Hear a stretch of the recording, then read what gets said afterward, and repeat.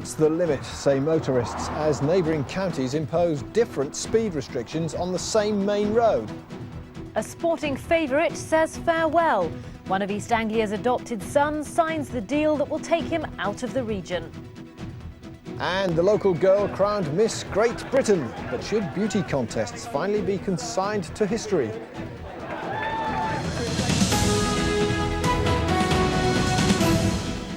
Tuesday evening, 6 o'clock. Hello from Claire and me. A very warm welcome to the programme. First, the bizarre battle between Suffolk and Norfolk over the speed limit on one of our busiest roads. Drivers will now have to stick to a maximum of 50 miles per hour when driving on a 20-mile stretch of the A140 in Suffolk. But in Norfolk, where the highest national speed limits will still apply, the move has been criticised by the County Council. Our reporter Rebecca Holmes joins us live from the A140 in Suffolk now. Rebecca. Well, yes, we're here beside the notorious A140 road between Ipswich and Norwich. About a mile up there is Norfolk, but we're actually here in Broome in Suffolk. Behind me, the new speed restriction for the Suffolk stretch of the road, 50 miles an hour. Now, Suffolk County Council say it's all about safety. It's a very busy road and there's lots of accidents. But Norfolk County Council aren't happy at all. They say it's just going to cause more problems for them.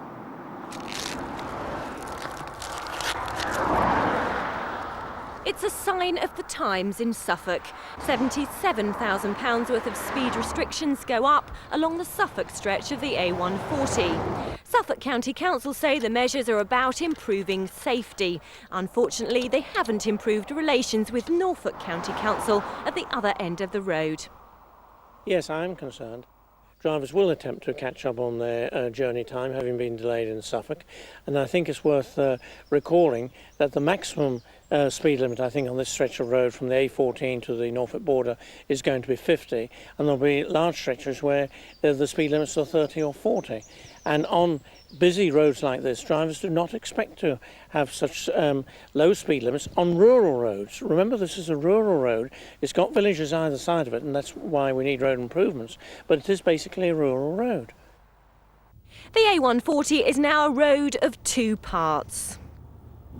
So here we are on the A140 on the Norfolk side of the border, and here the national speed limit of 60 applies, which is pretty much what I'm doing now. But before you get to Suffolk, there's a 70-mile-an-hour dual carriageway which gives you the chance to overtake slow lorries and slow traffic.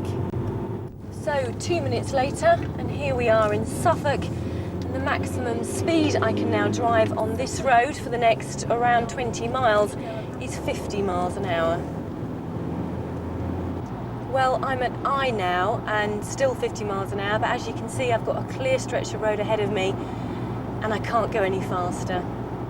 The trouble with the Suffolk proposal is that it'll slow traffic down, and even worse, as I understand it, there are no long-term proposals by Suffolk County Council to improve their stretch of the road by dualling some of it or having village bypasses. Norfolk County Council are currently awaiting planning permission to bypass the village of Long Stratton on their stretch of the road.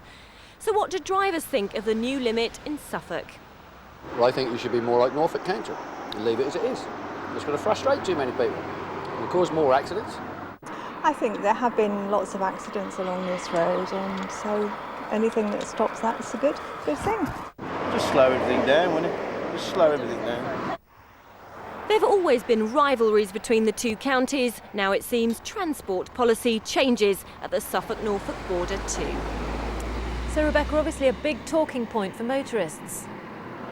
Yes, a big talking point and a lot of concern, and I'm going to put those concerns now to Councillor Peter Monk from Suffolk County Council. Mr Monk, surely this is going to create more frustration and more speeding in Norfolk? Absolutely not. It's part of an overall package that we're doing, and I think if Norfolk say that, it's slightly disingenuous of them. Frustration is caused mainly by people having to queue in traffic caused by accidents, or in a police station if they've been involved in an accident, or in a hospital. That's what real frustration is. This will actually improve the flow of traffic through the road, through the A140, and improve people's journey times in the long run. Have you fallen out with Suffolk County Council about this? Absolutely not. We may fall out over football, but not over this. And we certainly support them over Long Stratton and so forth. But we've got to remember, Long Stratton is different. There is not a Long Stratton in Suffolk or anything like it. So what we've done in Suffolk is do what's best for the road in Suffolk and best for the people who live along that road, and hopefully for the motorists who travel through both counties. Thank you very much, Mr. Monk. Well, we spoke to the Department of Transport earlier and they said that speed restrictions were broadly down to local authorities, so I'm afraid these two councils have to agree to disagree. Back to you. Thank you, Rebecca. Now, when Richard Branson took over a thriving travel business at Galston in Norfolk a few years ago, staff there said they were excited to be part of his legendary business empire. Tonight, though, it's all gone sour. All 200 jobs are being axed as Virgin shuts down the travel shop and call centre to concentrate on its long-haul airline. Malcolm Robertson reports. Staff at Virgin Travel Store in Galston reflecting on an uncertain future, trying to come to terms with the devastating news that the firm's closing its travel business in the town with the loss of around 200 jobs. Before Richard Branson took over, it was a thriving concern, a highly profitable travel shop and call centre. Staff then were optimistic. We're all really pleased, it's really exciting to be part of Virgin at last, and we're all looking forward to the future. 5 years on, it's distinctly down at heel. There was a notice on the office door saying the business would be closed yesterday afternoon for staff training. Staff were taken to a local hotel, believing they would be informed of a move to new premises. Instead, they were told they were being made redundant. Virgin says it's shutting the travel store so it can concentrate on expanding its Virgin Atlantic airline. Coming so soon after the closure of the Omnipack factory and the loss of 200 jobs in nearby Great Yarmouth, it's a real body blow for the local economy. We have got one of the highest unemployment levels in East Anglia. It's a message I'm continuously thumping on about with the Prime Minister and the Chancellor, with the hope that we can get more resources into the town. But in this case, it was a commercial decision that had to be taken, and I think we need to have some answers as to why they decided to invest that money in another area of the company rather than this one, which we considered was a growth area. Today, the operations manager for Virgin Travel Store said staff had been instructed not to talk to the media. Following the decision to shut and the imminent closure of the KLM call centre in Norwich, what future for call centres?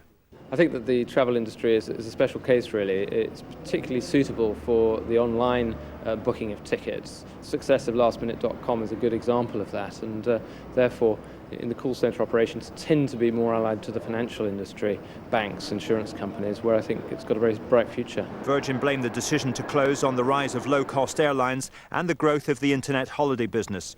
So are high street travel agencies like this one in Great Yarmouth under threat? Not a concern at all. Customers will always want that face-to-face expert advice from us. Customers are worried when they're booking on the internet, what they're getting, who they're giving their card details to, and basically it's just a click of a button and you could be anywhere. Come into us and, we'll give them that advice, what they're getting, show them in the brochure. Virgin say they hope those losing their jobs at Galston will be relocated to other Virgin companies. Today that seems scant consolation to a disillusioned workforce. Malcolm Robertson, Anglia News, Galston. Well, a tragic story now of a couple's love of horse racing, crime on a grand scale, and how it all led to their tragic deaths. Henry and Anne Yearley jumped in front of a King's Cross to Peterborough train shortly before they were due to face a court charged with stealing more than £1 million to keep their horses at stables in Newmarket. Philippa Heap reports.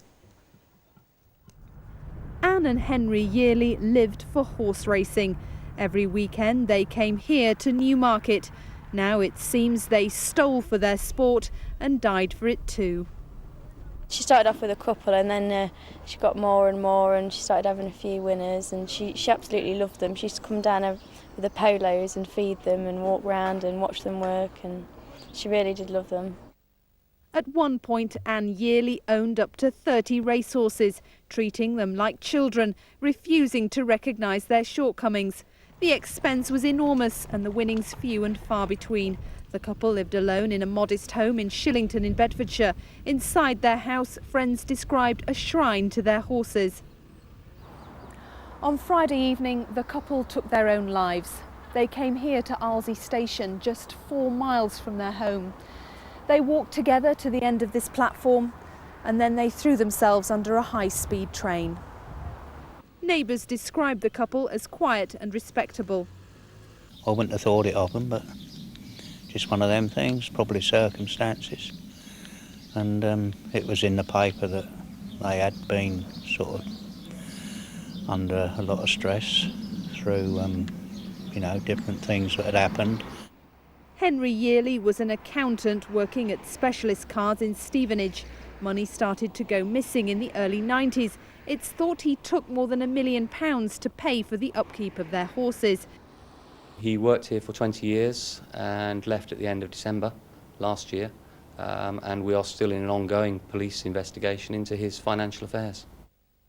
In a statement, Hertfordshire Police said inquiries led officers to charge Henry Charles Yearley with theft and false accounting. His wife, Eleanor Ann Yearley, was charged with theft and money laundering. They needed funds to fund the operation because it's an expensive old business having a horse in training and paying stud fees for stallion nominations. And unbeknownst to us, Henry was obviously had his hands in the till to fund the operation. Many of the horses have already been sold off by liquidators. The remaining few will be sold within the next few weeks. Philip Heap, Anglia News, Shillington. It's 11 minutes past 6 on Anglia Tonight. Still plenty to come this evening, including Ewan Roberts agreeing his next move after Norwich City. We'll have all the details a little later. And remember when beauty contests were all the rage? This is how they were in the 70s. Now a local girl's been crowned Miss Great Britain, but should scenes like this finally be consigned to history? Before that, though, you may have heard of adopting a dog at a rescue centre or perhaps an animal at the zoo. But apparently the latest craze in our region is adopting a railway station. Yep, it's a scheme that's been set up by One, the company which, of course, took over the running of Anglia Railways earlier this year. Rebecca Atherstone now explains. Over 600 people a day use this station, and it was, in all honesty, looking rather sad. But now things are changing, and that's thanks to a little bit of good old-fashioned cooperation and local pride. The exterior has had a coat of paint, the potholes in the car park have gone, and the waiting room has been decorated. So who's behind the big improvement programme? You may spot him on the platform now and then. You may spot him on the train. It's Tony White. Mr. White, a printing consultant, has adopted this station and now works closely with station staff and railway company One. It's interesting. I talk to people, I talk to everybody. I talk to drivers, the conductors, I talk to passengers. And the reaction has been, certainly with the garden side, been quite pleasing. And also things like any of the cosmetic things, like the outside of the buildings has been done recently. And you do get people reacting. I'm surprised because Tony White is one of a number of enthusiasts from the travelling public who have adopted stations all over the region. He's worked hard to get local sponsorship, and one of the first to hop aboard the project was Blooms of Bressingham. They're making an impact with flower beds and hanging baskets. We were approached by Tony, who decided we could do some sprucing up with this station, and we thought it was a fantastic idea. But there is still a huge amount of work to do. Tony White says parking problems are still high on the list. Lots of space goes to waste through somewhat haphazard parking. Then there's a whole flower bed waiting to happen behind the platform. More local sponsorship wouldn't go amiss, he says. People notice the effort, and it's good for morale. We get some very favourable comments from people coming in, especially the regular commuters. They do like the displays, and even the taxi drivers are enjoying themselves out the front there, watching helping out with sorting out the baskets. So has it all been worthwhile for the hard-working Mr. White? absolutely. I wouldn't. If there are any more stations to be adopted, I would recommend people do it. And if you've wondered why there are no hanging baskets swinging on the station platform itself, a London-bound express says why. They'd never stand up to the turbulence. But that doesn't mean there won't be flowers on the platform soon. Keep an eye out for the ever-improving station features. Rebecca Atherstone, Anglia News, Dis. Dis, from this to that being the weather. And young Becky. It's crazy, isn't it? Now, we have the Royal Norfolk Show coming up tomorrow and Thursday, so this makes the weather all the more important. You were talking about, what was it, chic wellies last night, Becky? What do you reckon? We were talking about welly chic. It's Oh, different. welly chic. Chic Sorry about wellies that. are something completely different from welly chic.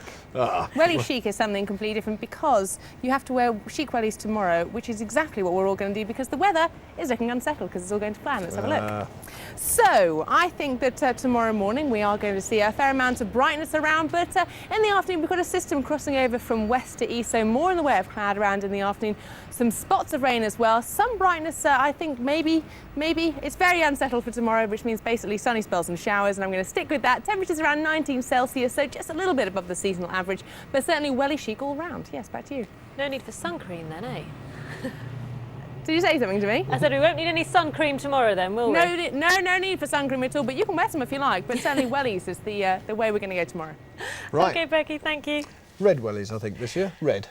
Yes? Why not? Why not? You may have thought beauty contests were a thing of the past, but try telling that to 22-year-old Emma Speller from Suffolk. Why? Well, she's just been crowned Miss Great Britain 2004, the ultimate winner from more than 2,000 contestants. And for some, it seems those competitions are still as popular as ever. Simon Newton now reports. The winner is Emma Speller. Tears, flowers and of course the crown. Love 'em or hate 'em, beauty contests show no sign of going away. And last night in London, 22-year-old Emma Speller from Suffolk kept the flame alight, outshining a dozen other girls to become Miss Great Britain 2004. I can't actually believe it, especially from the beginning, because there were so many good, gorgeous girls entering this. I never thought for 1 minute I would get into the final 12, so actually winning it is just absolutely amazing. I just can't explain how I'm feeling right now. Beauty competitions run in the Speller family. Emma's auntie Jeanette was a model and a contestant back in the 60s. Sadly, though, she died 14 years ago, aged just 51. Last night, Emma dedicated her victory to her auntie. I think I give off a lot of determination and a lot of, because I always want to do well and I always, I think that came across. And obviously my family and friends helped a great deal, so they were all giving their best support. So. Emma grew up in Halesworth with her sister Keely. After leaving Bungay High School, she opened her own beauty salon in Halesworth. Recently, with her glamour modelling career on the up, she moved to London. But her proud mum and dad still live in Halesworth, and today they were celebrating their daughter's success. I've got two stunners, and it's just proved the point that, one of my stunners has produced a fantastic grandchild for me, and the other one has put the icing on the cake by being crowned Miss Great Britain. 2,000 girls entered the Miss Great Britain competition. They were then whittled down to a short list of 12, and the winner was chosen by the number of text votes they received from the public.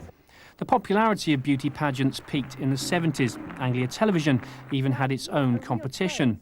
This was the Miss British Isles contest with Judy Finnigan, then an Anglia News reporter, asking the questions. What sort of girls have you had entering for this competition? I mean, what kind of girls enter beauty competitions anyway?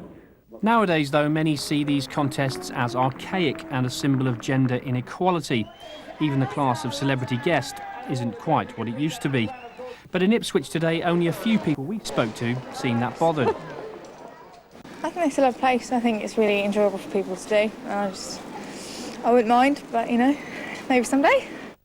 Out of date, waste of time. Yeah? Yeah. Why would you say that? Well, it's just sexist now, isn't it? So there's no need for it anymore. Well, it is really up to the person themselves whether they want to do it or not. So I don't really have an opinion. I wouldn't be interested in that kind of thing now, but. Of course, Emma doesn't just get a nice crown and a sash. Nowadays, with the title comes £50,000 worth of prizes, including a week's holiday in Cuba. After that, she'll be off to China in October to represent the UK in the Model of the World competition. Whether the crown is slowly slipping on beauty pageants like Emma's did last night, well, make your own mind up.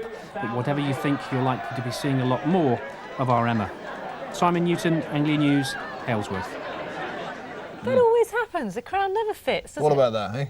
Never mind. Claire's taking part next year. You've been warned. That'll be the day. Yeah. Quick trip right round Suffolk, Essex and Norfolk now. Yes, it's Tuesday evenings, closer to home.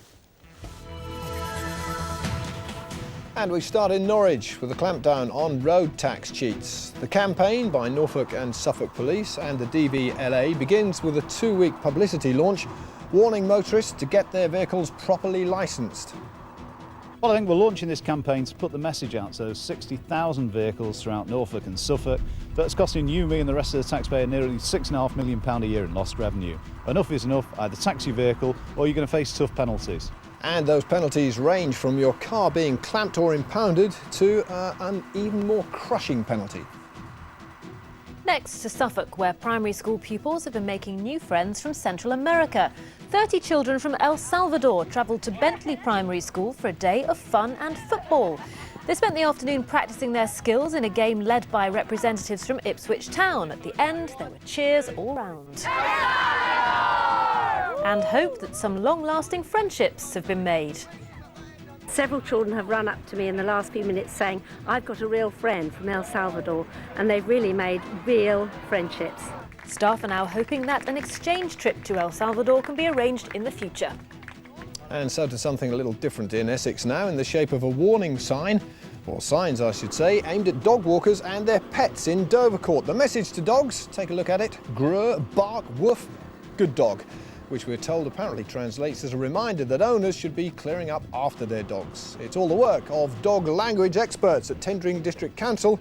They say humour is the way to get owners to scoop up the mess left by their pets. There's a lot of people come out with their dogs and they never bother to pick up the mess after them, so I think it is brilliant. Yeah, it's a good idea.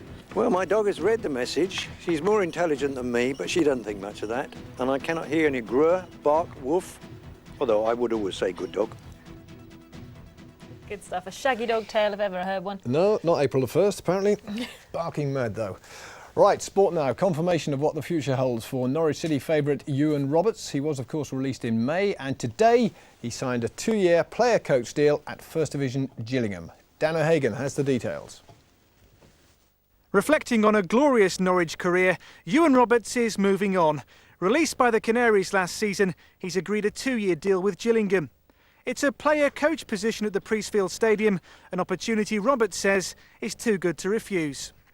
This Gillingham opportunity, you know, they don't come too often, and there's so many people who are trying to get back into coaching now, pros that have finished playing want to get into coaching, so it is a great opportunity for me. Get on well with Andy Heston-Tyler, and you know, him and the chairman have said that, you know, if I come down, they're not looking at it as a 2-year thing, they're looking at it for long term. Ewan joined the Canaries 7 years ago from Wolverhampton Wanderers and finished with 96 goals for City, making him the club's most prolific marksman of modern times, Norwich's 3rd highest ever. 2 goals at Crewe in May, the perfect send-off. Roberts! Fairy tale! It was announced he'd be leaving at the end of last season and was given an emotional send-off from Norwich fans at their final home game with Preston. There was no shortage of clubs willing to sign the 36-year-old. Coventry City were keen, as were Swansea. There was even talk of a move to Los Angeles Galaxy in the US Major League, but the possibility of coaching at Gillingham was the deciding factor, as one day he wants to manage. I think I'd be a good motivator. I probably would be a ranter and a raver like the gaffer is at times. But I know when people, you know, when people do need a good rollicking and when they need to put their arm around them. So, you know, I think I could get the best out of players. Nigel Worthington, who made the tough decision to release Roberts, was away from Norwich today, but said, "We're delighted that Ewan has managed to sort out a good deal for himself, and we wish him all the very best in his time at Gillingham." So it's a fond farewell to a Norwich City legend. He could return to East Anglia sooner rather than later, though. Gillingham's first game of the season is away at Ipswich Town. Dan O'Hagan, Anglia News. Talking of which, Ipswich Town's Jermaine Wright is also on his way. He's been at Leeds United today undergoing a medical as the Yorkshire Giants prepare for life outside the Premiership. Wright joined Ipswich from Crewe for £500,000 5 years ago. He played 50 games last season, scoring 5 goals. Ipswich offered him a new contract to stay at Portman Road, but he's decided to join Leeds United. Now, they didn't have much money, they didn't even have much food, but they were happy. They were the residents of Tower Street in Great Yarmouth. Sounds more like a Monty Python sketch, but more of that later. The slums were bulldozed in the 60s to make way for new housing. But today, the old residents got together to remember the good old, bad old days. Natalie Gray joined the party. This is a dream come true for BT Neslin, seeing old friends and old neighbours once again. It's a reunion of the residents of the old Tower Street area of Great Yarmouth. It was a poor area, badly bombed in the Second World War, and now unrecognisable. But boy, do they have happy memories. Tower Street, the happiest street in Yarmouth. Was it? Yes, well, I thought so. Why was that? Because everybody shared everything. BT at 85 reckons they were the best times of her life. Nobody wouldn't see anybody without anything. And if elderly, if they weren't well, somebody go in and scrub the step, clean the windows and take them something. You thought nothing of it. Does it make you sad to see the place They do. today? I'm sorry. They got more than we ever had, more. And they're not enjoying it, and they're not going to have the memories I got. BT keeps photos of those good times in her handbag. This was her as a child, later with her husband Charles, and memories, many memories of the life that dominated all their lives, the herring industry. BT's father was a trawlerman, her husband fished too, and BT mended the herring nets, a job she hated. I used to mend the nets, that's all I done. 2 years apprenticeship. I hated it, but I wanted to go in it. You had there and say you didn't like it. Why did you hate it? Well, to be truthful, that was too quiet and boring for me. I'm not a quiet person, but you had to do it, whether you liked it or not. That was a living. There was nothing else to turn to. BT's sight may be fading and she's not as sprightly as she once was, but you can't fault her memory. There's no Tower Street now, but BT remembers where everything once was. No, when I lived over there when I was first married. Did you? Yeah. And she's not the only one with stories. The houses backed up, faced each other, and they weren't very wide. So what we used to do is tie the doorknobs and the letterboxes together, right? So then you knock on both on them, so they both come to the door and try to open, so they put them against each other. Everyone's agreed they were hard times, but they were great times. Natalie Gray, Anglia News, Great Yarmouth. Very different times. Makes Good you realise, stories. yeah, things aren't quite so bad now as we sometimes make out, are they? Absolutely. Over to Becky again now in the weather studio with tonight's Anglia forecast. Thank you. Hello again. Well, once more, the Anglia region have not seen a bad day here in the east of England. The best of the brightness has actually been down the eastern flank of the UK today, but as you can see, we have had more in the way of cloud and rain moving in through the second half of the day along that quite active warm front. But that active warm front is being knocked out a little bit by high pressures into the south of us, giving us that lovely warm southwesterly breeze and boosting temperatures today to around 22 degrees. That's about 4 degrees above the seasonal average. But we are going to see a real change over the next few days as low pressure takes control. High pressure retreats there to the south, and that low pressure system swinging some frontal systems in. We're going to see a change, I'm afraid, to sunny spells and showers, much more unsettled conditions. And sunny spells and showers is a phrase you're going to hear a lot of over the next few days. So let's get the detail then, starting with this evening. We are going to see some brightness around, but the odd isolated shower, and make the most of that sunshine as well, because although we will start the night with some clear skies, we are going to see some thickening cloud moving in during the second half of the night. Some spots of rain as well, I think, and nothing terribly significant, but certainly marking the change to more unsettled weather, and temperatures up at around 12 or 13 Celsius. So on the mild side, but rather breezy.